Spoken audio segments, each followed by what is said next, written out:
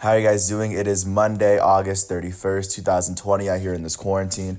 I'm James Sims, and for this episode of The Elite, I'm going to take you through a lot of baseball that happened yesterday and a lot of playoff basketball and hockey as well. So, first, I'm going to start with baseball because, last day of August, just because. First, I'm going to start out in the East at Yankee Stadium. The Yankees hosted the Mets for a doubleheader. The first game, the Yankees were home and they were able to beat the Mets 8-7 in the eighth inning. After a crazy rally, which saw them being down 7-2, they scored 5 runs in the seventh, and they eventually scored in the eighth. After the umpire reviewed a play where Gio Urshela hit the walk-off single to win the game.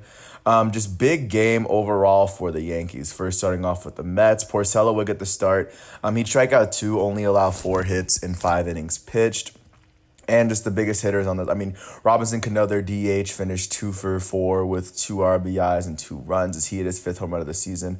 Their elite first baseman, Pete Alonso, would finish 1 for 3 with 2 RBIs as well. For the Yankees, their designated hitter, Luke Voit, would finish 2 for 4 with 2 RBIs and a run. Aaron Hicks would hit his 3rd home run of the season as the center fielder went 1 for 3 with 2 RBIs and a run in the 3rd spot. And going on to the second game, the Yankees were able to beat the Mets yet again. This time they beat them 5-2. Garcia will get the start for the Yankees. He'd strike out 6 and allowed no runs at all in 6 innings.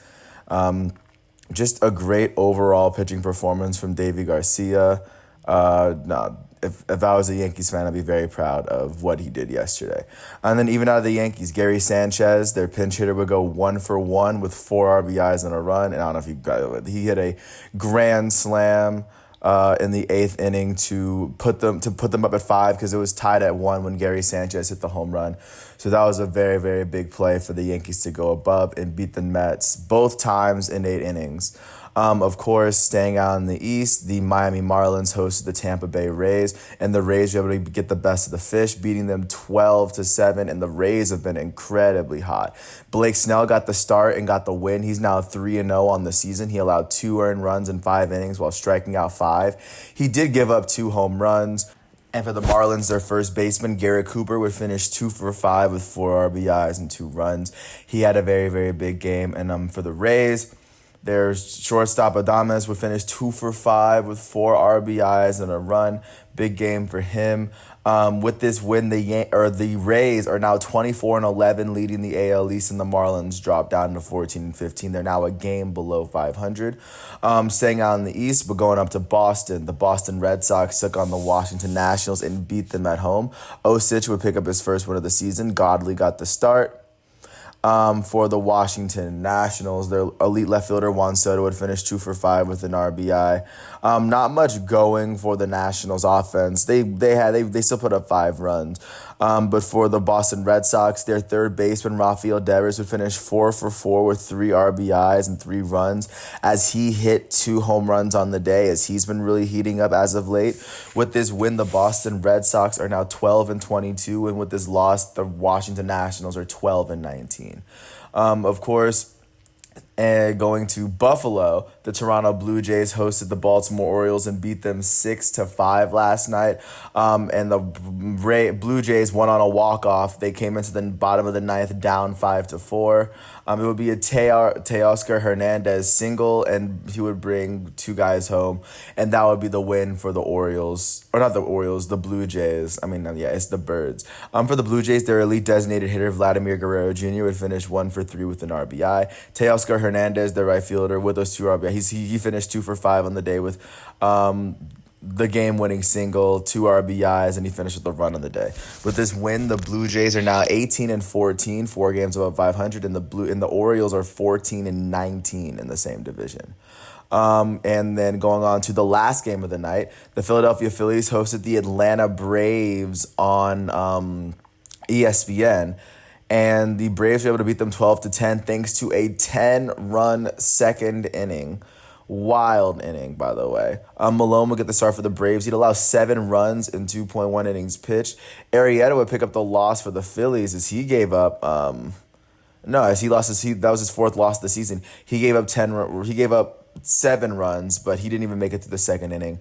Just great overall hitting from the Braves. But first from the Phillies, their designated hitter Andrew McCutchen, former MVP, would finish 2 for 5 with 2 RBIs and 2 runs. Their first baseman Rhys Hoskins would finish 2 for 4 with 2 RBIs and 2 runs. Hoskins hit his 5th home run of the year, and McCutchen hit his 4th.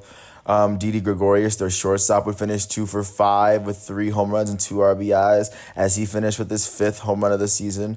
Just a big overall game from the Phillies, and then going on to the Braves. Their elite center fielder, Ronald Acuna Jr., would finish 1 for 1 with a run and a walk on the day.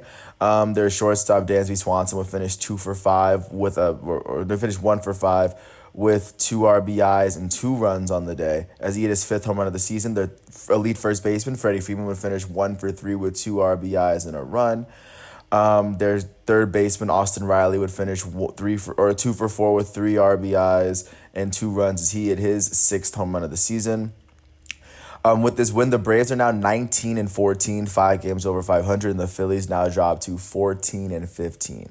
Now taking you to the Central, starting out in Cincinnati. The Cincinnati Reds hosted the NL Central leading Chicago Cubs, and the Cubs were able to beat them 10-1. Tyler Chatwood would get the start, but he'd only pitch about 2 innings. He would allow no runs, but Luis Castillo would pick up his 5th loss of the season. He's 0-5 on the season, not that great of a start for him.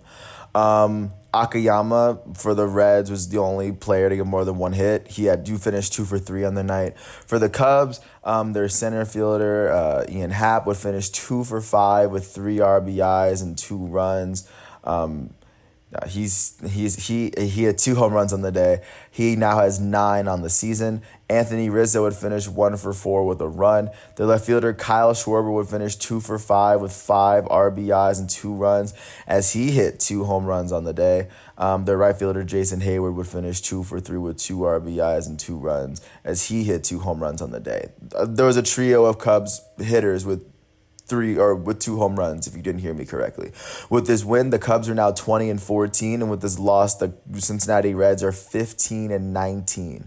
Now going out to the AL in Detroit, the Tigers hosted the Twins, were able to beat La Bamba squad. They beat them 3-2, and now the Tigers are sitting at 16-16 in the Central as the Twins drop to 20-15. Kenta Maeda would pick up his first loss for the Twins. He allowed 3 earned runs in 6 innings pitched, struck out 8. Casey Mize would make the start for Detroit. He struck out 4 and allowed 2 earned runs in 3 innings pitched. For the Tigers, the 3 RBIs came from Scope, Cabrera, and Candelario. They're 2-3-4 hitters. But big win for the Tigers, especially in the Central. Now jumping out to the south side of Chicago, where the Chicago White Sox hosted the Kansas City Royals and were able to beat them 5-2 to get their 21st win of the season. For the White Sox, their shortstop Tim Anderson would go 0-5 on the day. He struck out 3 times. Their center fielder Luis Robert would finish 1-4 with 3 RBIs and a run as he hit his 9th home run of the season. Just big game, big win overall for the White Sox. They're now sitting at 21-13, and the Kansas City Royals now fall to 13-21 in the AL Central. Going out to Milwaukee, they hosted the Pittsburgh Pirates, and the Pirates were able to get their 10th win of the season. I believe they are the last team to win double-digit games, and the Cardinals started... and the Cardinals had 2 whole weeks off. But still, the Pirates were able to get their 10th win of the season. And it would be Tapiano, the reliever, who would get the win. Josh Bell, their first baseman, would finish 1-4 with 2 RBIs. He hit his 4th home run of the season. For the Brewers, their elite left fielder Christian Yelich would finish 0-4 on the day as Brandon Woodruff picked up his 3rd loss of the season. With this loss, the Milwaukee Brewers are 15-18. Jumping out to St. Louis, the Cardinals hosted the Cleveland Indians and beat them 7-2. They're now 1 game below 500. It will be Adam Wainwright who pitched the complete game. He struck out 9 batters, only allowed 2 runs, only walked 2. And then for Cleveland, first off, their elite shortstop, Francisco Lindor, would go 1-4 off Wainwright. Their right fielder, Tyler Naquin, would go 1-3 with 2 RBIs and a run as he hit his 2nd home run of the season. That was the only RBIs that Wainwright gave up all game. Great game from him. For the Cardinals, their elite first baseman, Paul Goldschmidt, would go 1 for 4 with a run on the day. Their right fielder, Dexter Fowler, would finish 2 for 3 with 3 RBIs and 2 runs. Big game for the Cardinals. They're now 12-13, as the Cleveland Indians are now 21-13 following this loss. And then jumping out west to show you what games are going on out there. First, starting out in Dallas, the Texas Rangers hosted the Los Angeles Dodgers, and the Dodgers were able to get their 26th win of the season. They have the most wins in baseball as of right now. Gonsolin would get the start. He pitched for 3 innings, and then then they let the relief take over. For the Dodgers, their elite designated hitter, Mookie Betts, finished 2 for 3 with 2 RBIs on the day and a walk. Additionally, their former MVP and elite first baseman, Cody Bellinger, would hit his 10th home run of the season. He finished 1 for 4 with 2 RBIs and a run. Their shortstop, Corey Seager, finished 2 for 5 with 2 RBIs and a run. With this win, like I said, the Dodgers are 26-10, as the Texas Rangers now fall to 12-21. They're only able to get 1 RBI on the day. Not much going for them. Going out to Denver, going out to Mile High, the San Diego Padres were able to beat the Rockies 13-2. After scoring 8 of their 13 runs in the last 4 innings. Big win for San Diego. Chris Paddock would pick up his 3rd win of the season. He would allow no runs and strike out 8 in 6 innings. Just great overall pitching performance for him. For the Colorado Rockies, their elite third baseman, Nolan Arenado, would finish 2 for 3 with a run on the day. Charlie Blackmon, their right fielder, who's leading the league in batting average, he finished 0 for 3 on the day. For the Padres, their elite shortstop, Fernando Tatis Jr., would finish 3 for 4 with an RBI and 3 runs on the day. Additionally, their elite designated hitter, Manny Machado, would finish 2 for 5 with an RBI and a run. Their first baseman, Eric Hosmer, would finish 2 for 5 with 3 RBIs and a run, as he hit his 7th home run of the season. Just a lot of home runs from the Padres yet again, and they're now sitting at 21-15 in the West, and the Rockies are now 17-17. Going out to Anaheim, the Angels hosted the Seattle Mariners, and the Mariners beat them 2-1 in the 10th inning, off of a single from Tim Lopes. Just big win for the Mariners. Great start from Dunn, who would start 6 innings. He would strike out 6 and only allow 1 hit. Canning would get the start for the Angels. He'd allow 1 run in 8 innings, and he struck out 7. Pujols will pick up his 5th RBI his 5th double of the season. For the Angels, their elite center fielder, Mike Trout, would finish 0 for 2. He would walk 3 times in the game. And with this win, the Mariners are 14-12, and with this loss, the Angels are 12-23. And then for the Mariners, Kyle Lewis, their center fielder, did happen to go off. He did go 1 for 3 with an RBI and 2 runs. Going out to Phoenix, the Arizona Diamondbacks hosted the San Francisco Giants, and the Giants were able to beat them 4-1. It would be Watson who picked up the win. Johnny Cueto would get the start. He'd strike out 6, only allowing 1 run in 6.2 innings. The San Francisco Giants, it would be tied at 1 up until the 8th inning. They'd score 3 runs in the 8th. For them, Evan Longoria, their third baseman, former AL MVP, went 1 for 4 with 2 RBIs on the day, and also their left fielder their left fielder Dickerson went 2 for 4 with 2 RBIs and a run. Just big overall game for him. And with this win, the Giants are 17-19, and the Diamondbacks now fall to 14-21. And because the weekend's over, those series are over, I'm going to take you through the standings before I show you what teams are playing today, just to show you where every team stands. Just to start out in the East, and I'm going to start off with the American League. I'm just going to start off with the Tampa Bay Rays because they're leading the American League East. They're sitting at 24-11. They have the most wins in the American League now. Right behind them are the 19-13 Yankees, who are 3.5 games behind them. A game behind the Yankees are the 18-14 Toronto Blue Jays, who are 4.5 games behind the Rays. 4.5 games behind the Toronto Blue Jays are the 14-19 Baltimore Orioles, who are 9 games behind the Rays. 2.5 games behind the Orioles are the 12-22 Boston Red Sox, who are 11.5 games behind the Rays. In the American League Central, the Chicago White Sox and the Cleveland Indians are tied for the AL Central lead at 21-13. A game and a half behind them are the 20-15 Minnesota Twins. 2.5 games behind the Minnesota Twins are the 16-16 Detroit Tigers, who are 4 games behind the White Sox and the Indians, and 4 games behind the Tigers are the 13-21 Kansas City Royals, who are 8 games behind the White Sox and the Indians. In the AL West, the Oakland A's currently lead out there. They are sitting out with a 22-12 record. 2.5 games behind them are the 19-14 Houston Astros. 6.5 games behind the Astros are the 14-22 Seattle Mariners. Half a game behind the Mariners are the 12-21 Texas Rangers, and a game behind them in last place are the 12-23 Los Angeles Angels. Jumping out to the NL East, the Atlanta Braves lead the NL East with a 19-14 record. 3 games behind them are both the 14-15 Miami Marlins and the 14-15 Philadelphia Phillies. A game and a half behind them are the 15-19 New York Mets. And a game and a half behind them, sitting in last place, are the defending champion Washington Nationals, sitting at 12-19, 6 full games behind the Atlanta Braves. In the NL Central, the Chicago Cubs are leading outright. They're sitting at a 20-14 record. They have the 3rd most wins in the National League. 3.5 games behind them are the 12-13 St. Louis Cardinals, who are a game below 500. A game behind the Cardinals are the 15-18 Milwaukee Brewers, who are 4.5 games behind the Cubs. Half a game behind the Brewers are the 15-19 Cincinnati Reds, who are 5 games behind the Cubs. And 3.5 games behind the Reds are the 10-21 Pittsburgh Pirates, who are 8.5 games behind the first place Chicago Cubs. And then jumping out west, the Los Angeles Dodgers lead the West outright with a 26-10 record. 5 games behind them are the 21-15 San Diego Padres. 3 games behind them are the 17-17 Colorado Rockies, who are 8 games behind the Dodgers. A game behind them are the 17-19 San Francisco Giants, who are 9 games behind the Dodgers.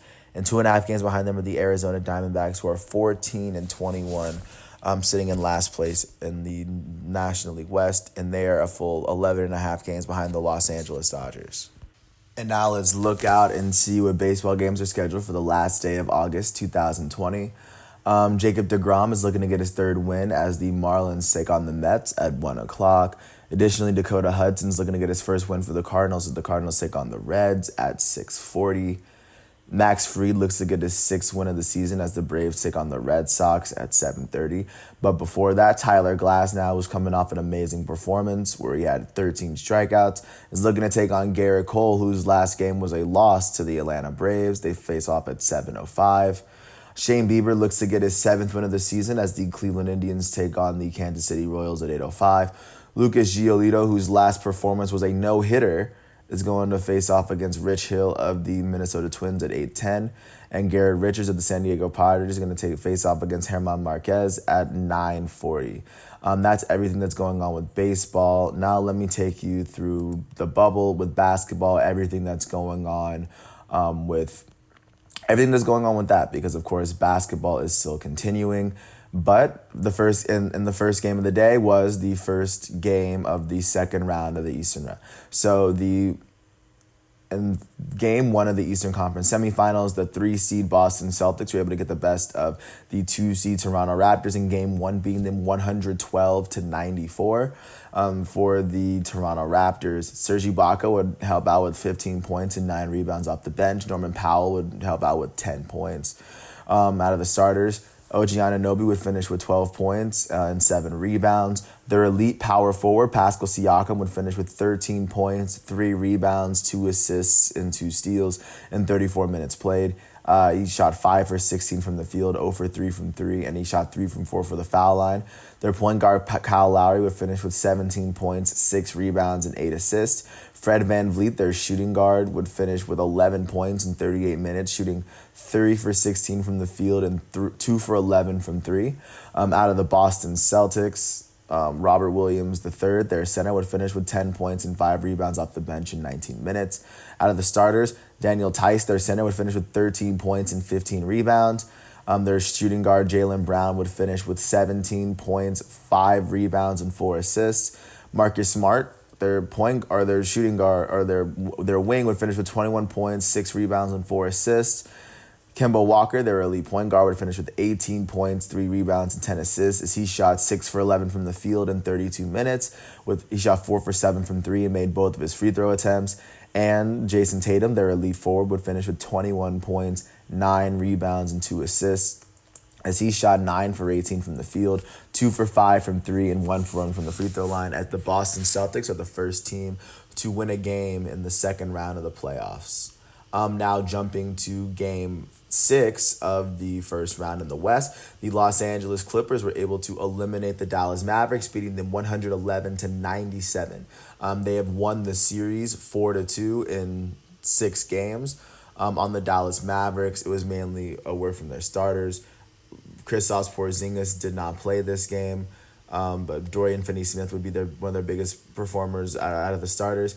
He would play 37 minutes. He would finish with 16 points, 6 rebounds, and 4 assists as he shot 6 for 11 from the field. Tim Hardaway Jr. would finish with 10 points as well. Their elite performance would come from their elite shooting guard, Luka Doncic, who in their last game of the season, in his last game of the 2019-2020 season, would finish with 38 points, 9 rebounds, 9 assists, and a steal.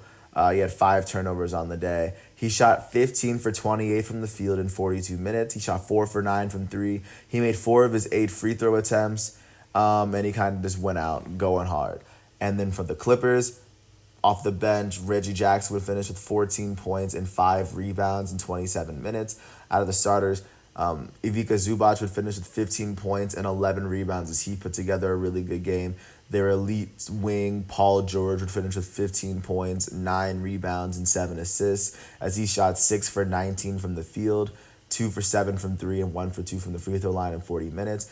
And their biggest performance from the night will come from their elite GOAT-level small forward, Kawhi Leonard, who would finish the game with 33 points, 14 rebounds, 7 assists, and 5 steals as he shot 14 for 23 from the field, 1 for 4 from 3, and he made all 4 of his free throws. Big performance with him for him. And with this game, the Los Angeles Clippers have effectively eliminated the Dallas Mavericks.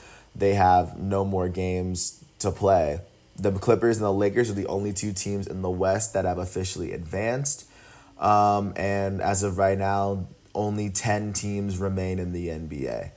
Going to the last game of the night, the Denver Nuggets were able to beat the Utah Jazz 119-107 to tie the series up at 3 and send it into Game 7. Starting with the Utah Jazz, Jordan Clarkson would score 11 points off the bench, and Georges Niang would finish with 10. Additionally, Mike Conley would finish with 21 points, 5 rebounds, and 6 assists, as Rudy Gobert, their elite center, would finish with 11 points and 11 rebounds, a steal, and a block, as he shot 3 for 8 from the field, 5 for 11 from the free throw line in 42 minutes. Their elite performers would come from their elite shooting guard, Donovan Mitchell, who in 40 minutes would finish with 44 points, 6 rebounds, 5 assists, and 3 steals, as he shot 14 for 25 from the field, 9 for 13 for 3. 9 for 13 from 3, that's crazy. And he shot 7 for 7, perfect from the free throw line. But of course, the Nuggets had it going the whole game. Their power forward, Jerry Grant, would finish with 18 points.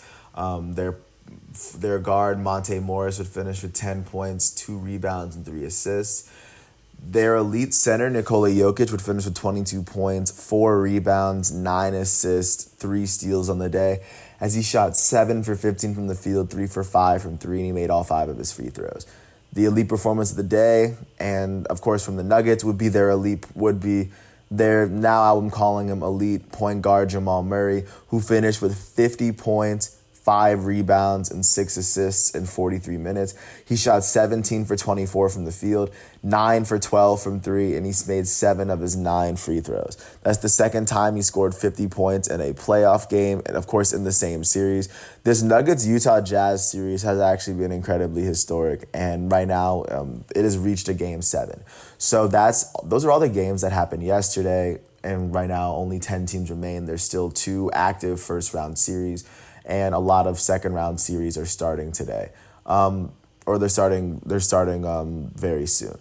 So starting with today at 6:30, the 5 seed Miami Heat are going to take on the 1st seed Milwaukee Bucks for their first game of the series. That's going to be on TNT. And at 9 o'clock, Game 6 of the first round of the West is going to take off. Is going to happen between the Houston Rockets and the OKC Thunder at 9 o'clock on TNT. The Rockets are leading that series 3-2, and they have a possibility of making the Thunder the seventh team to go home. And of course, only one, and the Thunder, if the Thunder can win, they could be the second series that goes to a Game 7. So with that said, I'm gonna jump into the WNBA bubble just to show you what's going on over there, because that season's been going on, and they've been really upfront with. They've been out in the front with a lot of these protests. So, I mean, their season, I really wish the best for their season. So first off, the Connecticut Sun were able to beat the Washington Mystics 76-63. DeWanna Bonner would finish with 20 points and 11 rebounds as she led the way. The Sun are now 7-9 on the season. The Mystics are 4-11. The Phoenix Mercury, led by Diana Taurasi, would beat the Minnesota Lynx. Taurasi would finish with 23 points and 12 rebounds to get the Mercury their 9th win of the season. And the Los Angeles Sparks were able to beat the Atlanta Dream by 5 as Brittany Skies finished with 15 points on the night. The Sparks are now 12-3, still competing with Seattle for the best record out west. And without further ado, I'm going to jump into this hockey bubble very quickly just to show you what's going on, because they're pretty deep in their second round. Starting with yesterday's games, the Stars were able to beat the Colorado Avalanche 5-4 after scoring 2 goals in the third. After both teams scored 2 goals in the third period, it would be their center Radek Faksa who would lead the way. With this win, the Dallas Stars are leading the series 3-1. They're 1 game away from elimination and 1 game away from the Western Conference Finals. Then, of course, in Game 4 of the series between the Islanders and the Flyers, the Islanders would get their 3rd win of the series, led by their center Brock Nelson. Right now, after beating the Flyers 3-2, they lead that series 3-1. They're now 1 game away from eliminating the Flyers and going to the Eastern Conference semis. And the last game of the night, the Vegas Golden Knights were able to beat the Vancouver Canucks 5-3 after coming from behind to blank the Canucks in the third period, beating them 3-0, outscoring them 3-0 to get this win. It would be the left winger Max Pacioretty who would be the top star of the game with his 2 goals and 1 assist to help push the Vegas Golden Knights to 1 game away from being in the Western Conference Finals. And then, of course, looking out to what's going on today, Game 5 between the Boston Bruins and the Tampa Bay Lightning. As Tampa Bay, with this win tonight, could advance. They could be the first team to advance to the Eastern Conference Finals. And then out west, the Dallas Stars are going to take on the Avalanche, and the Dallas Stars are 1 game away from advancing to the Western Conference Finals. So with that said, that's everything that's going on. That's everything that happened yesterday. And today being the last month of August, I'm just saying, like, we're about to enter September. I'm just saying that it's been a good one, and there's a lot to look forward to today. And now that it's August, I think some seasons are starting in September, especially football, and that's gonna be something to look forward to. But right now, we're gonna take it day by day. And as of right now, I hope you guys enjoyed this piece. Thank you for listening to all 28 minutes of it. Once again, it is Monday, August 31st, 2020, here at The Elite. I'm James Sims. Thank you for listening to my piece, and peace out.